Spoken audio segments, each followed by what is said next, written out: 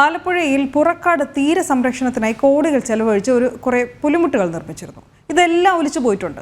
VS Achuthanandan മുഖ്യമന്ത്രിയായിരുന്ന കാലത്താണ് സർക്കാർ ഖജനാവിൽ നിന്ന് കോടികൾ ചെലവഴിച്ച് ഇങ്ങനെ പുറക്കാട് പഞ്ചായത്തിൽ നിരവധി പുലിമുട്ടുകൾ അന്ന് നിർമ്മിച്ചത്. എന്തായാലും ഇതാണ് ഈ ഒലിച്ചു പോയതായി കാണുന്നത്. ജിജീഷ് കരുണാകരനാണ് ഈ വാർത്തയുടെ കൂടുതൽ വിവരങ്ങൾ നൽകാൻ നമ്മളോടൊപ്പം ചേർന്നത്. ജിജീഷ്, ഈ പുലിമുട്ടുകൾ കോടികൾ ചിലവഴിച്ച് നിർമ്മിച്ചതാണ്. ഇതെല്ലാം ഒരുമിച്ച് ഒലിച്ചു പോകുക എന്നൊക്കെ പറയുമ്പോൾ അവസ്ഥ ഭീകരമാണ് എന്നല്ലാതെ മറ്റെന്താ പറയേണ്ടത്?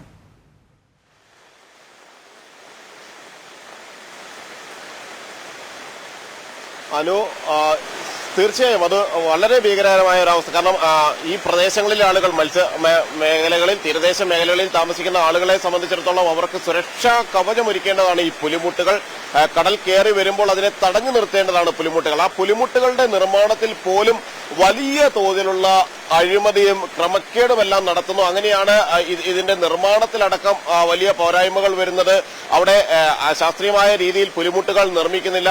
അതുകൊണ്ടാണ് ഈ പുറക്കാട് അടക്കം സമാനമായ സാഹചര്യങ്ങൾ ഉണ്ടാകുന്നത്. പുറക്കാടിനെ സംബന്ധിച്ചിടത്തോളം അരികിലൂടെ കടന്നു പോകുന്ന ദേശീയപാതയാണ്. അതായത് ആഞ്ഞൊരു വെള്ളം അടിച്ചു കയറിയാൽ പോലും ദേശീയപാതയിലേക്ക് അടക്കം കടൽ വെള്ളം എത്തുന്ന സാഹചര്യം ഉണ്ടാകും.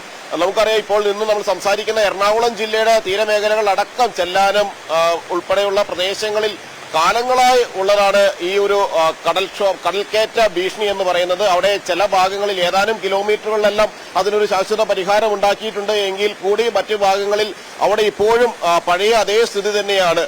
കനത്ത മഴ പെയ്യുകയും കാലവർഷം ശക്തമാവുകയും കടൽ ക്ഷോഭിക്കുകയും എല്ലാം ചെയ്യുമ്പോൾ വെള്ളം ആഞ്ഞടിച്ചു കയറി വീടുകളിലേക്ക് ഇടിച്ചു കയറുന്നു, വീടുകൾ തകരുന്നു. ആളുകളെ സംബന്ധിച്ചിടത്തോളം ജീവന് ഭീഷണി എല്ലാം തന്നെ ഉള്ള സാഹചര്യം അത് തന്നെയാണ് ഈ പുറക്കാട് നിന്നും റിപ്പോർട്ട് ചെയ്യുന്നത്. അവിടെ സമാനമായ ഒരു സാഹചര്യത്തിലൂടെ തന്നെയാണ് ജനങ്ങൾ കടന്നു പോകുന്നത്. മത്സ്യമേഖലയിലുള്ള ആളുകളെ സംബന്ധിച്ചിടത്തോളം VS അച്യുതാനന്ദൻ മുഖ്യമന്ത്രിയായിരുന്ന കാലത്താണ് ഈ പുലിമുട്ടുകളുടെ നിർമ്മാണം നടത്തിയത്. അവിടെ സർക്കാർ ഖജനാവിൽ നിന്ന് കോടിക്കണക്കിന് രൂപയാണ് ഈ ആലപ്പുഴ പുറക്കാട് തീരപ്രദേശത്തെ പുലിമുട്ടുകളുടെ നിർമ്മാണത്തിന് വേണ്ടി ചെലവഴിച്ചത്. അങ്ങനെയുള്ള ആ പുലിമുട്ട് കോടിക്കണക്കിന് രൂപ ചെലവഴിക്കുമ്പോൾ സ്വാഭാവികമായും അവിടെ അതിന് പ്രയോജനം ആളുകൾക്ക് ലഭിക്കേണ്ടതുണ്ട്. അവരെ സംബന്ധിച്ചിടത്തോളം സംരക്ഷണം ഒരുക്കാൻ ആ പുലിമുട്ടുകൾക്ക് കഴിയേണ്ടതുണ്ട്. എന്നാൽ ഇവിടെ അങ്ങനെ സംഭവിച്ചില്ല എന്നതാണ് ഖേദകരം. മറ്റു സ്ഥലങ്ങളിലെല്ലാം തന്നെ തീരദേശ മേഖലയിൽ എന്ത് വികസന പ്രവർത്തനങ്ങൾ നടക്കുമ്പോഴും അതിലെല്ലാം തന്നെ രാഷ്ട്രീയ നേതാക്കളുടെയും ഉദ്യോഗസ്ഥരുടെയും എല്ലാം ക്രമക്കേടുകൾ പല ഘട്ടങ്ങളിലും പുറത്തു വരാറുണ്ട്.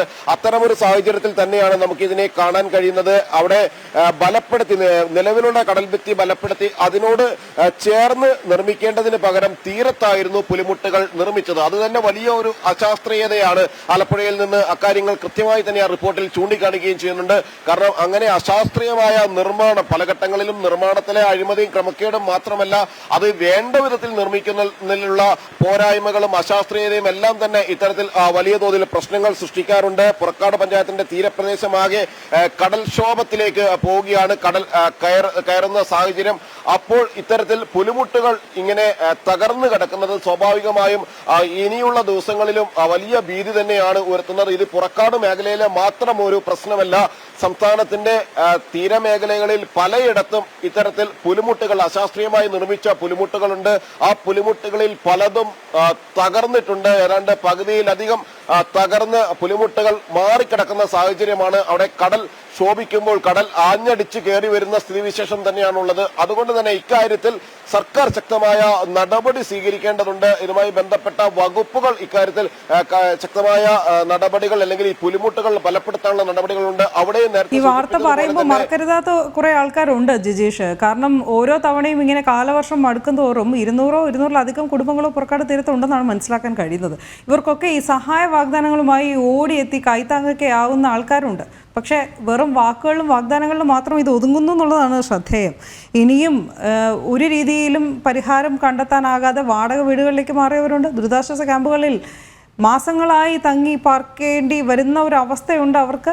ഇതെല്ലാം ഈ വാഗ്ദാനങ്ങളിൽ മാത്രം എത്തുമ്പോൾ ആശ്വാസത്തിൻ്റെ കൈത്തലോടൽ വളരെ ശക്തമായി തന്നെ അവിടെ നടക്കുന്നുണ്ട് ഓരോ പ്രാവശ്യം എന്നാണ് മനസ്സിലാക്കുന്നത്. ഓരോ കാലവർഷത്തിലും ഇപ്രകാരം വാർത്തകൾ വരികയും അവിടേക്ക് അധികൃതർ ഓടിയെത്തുകയും ഇപ്പോൾ ശരിയാക്കാം, നാളെ ശരിയാക്കാം എന്നൊക്കെ പറഞ്ഞ് അവർക്ക് വാഗ്ദാനങ്ങൾക്ക് യാതൊരു കുറവുമില്ല.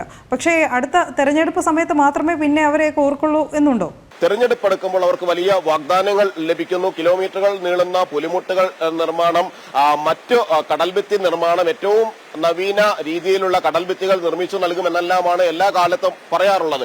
ഏറ്റവും ഒടുവിൽ ഞാൻ നേരത്തെ സൂചിപ്പിച്ചതുപോലെ എല്ലാവരും അടക്കമുള്ള മേഖലകളിൽ ഈ പ്രശ്നം നിലനിൽക്കുമ്പോൾ ഇവിടെ നിന്ന് നിലവിലെ MP ആയ വീണ്ടും മത്സരിച്ച ഹൈബി ഈഡനോട് അടക്കം നമ്മൾ ഈ വിഷയം ഉയർത്തിയിരുന്നു. കാരണം ഒരു ജനകീയ വിഷയമാണ് ഈ പ്രശ്നം എന്നതുകൊണ്ട് തന്നെ മഴ കനക്കുമ്പോൾ കടൽ ക്ഷോഭിക്കുന്ന ഘട്ടങ്ങളിൽ അത് തീരദേശവാസികളെ സംബന്ധിച്ചിടത്തോളം ജീവിതം തന്നെ ദുരിതപൂർവമാക്കും എന്നതുകൊണ്ട് തന്നെ അക്കാര്യങ്ങൾ ചോദിച്ചിരുന്നു. അവിടെ ഇതുമായി ബന്ധപ്പെട്ട ചില പ്രത്യാരോപണങ്ങളിലേക്ക് നീങ്ങുക മാത്രമായിരുന്നു ആ ഘട്ടത്തിലും MP അടക്കം ചെയ്യുന്നത്, അല്ലെങ്കിൽ ജനപ്രതിനിധികളടക്കം ചെയ്യുന്നത് എന്ന കാര്യവും ഏറെ ദുഃഖകരമാണ്. അവിടെ വലിയ വാഗ്ദാനങ്ങൾ അനു സൂചിപ്പിച്ചതുപോലെ തന്നെ പല ഘട്ടങ്ങളിലും വലിയ വാഗ്ദാനങ്ങൾ ഇവർക്ക് നൽകുന്നു. ഓരോ തവണയും ആ വാഗ്ദാനങ്ങളിൽ വിശ്വസിക്കുന്നവരാണ് എന്നതുകൊണ്ട് തന്നെയാണ് സാധാരണഗതിയിൽ ഇടതു വലതു മുന്നണികൾ തെരഞ്ഞെടുപ്പ് കാലത്ത് അവർക്ക് നൽകുന്ന വാഗ്ദാനങ്ങൾ ഇത്തരത്തിലുള്ളതാണ്. ഈ പുലിമുട്ടുകളുടെ നിർമ്മാണം, കടൽഭിത്തി ബലപ്പെടുത്തൽ അടക്കമുള്ള കാര്യങ്ങളിൽ നടപടി ഉണ്ടാകും, നിങ്ങൾക്ക് ഏറ്റവും തെരഞ്ഞെടുപ്പിന് ശേഷം അല്ലെങ്കിൽ തങ്ങൾ ജനപ്രതിനിധിയായി തെരഞ്ഞെടുക്കപ്പെട്ടാൽ ആദ്യം ചെയ്യുന്ന നടപടി